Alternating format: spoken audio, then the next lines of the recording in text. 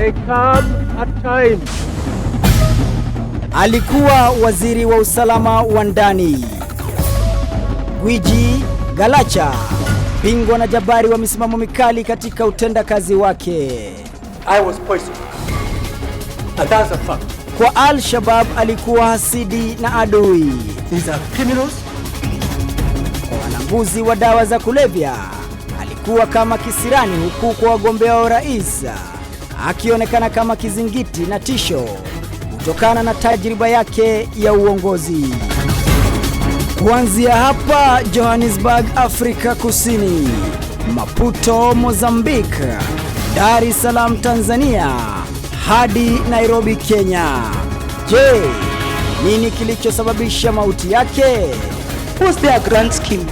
Je, upo mkono wa mtu katika mkasa huo wa ndege? Kwa ngoma kamili usikose kujiunga nami mwanahabari wako mpekuzi Mohamed Ali katika makala uipendayo ya Jicho Pevu.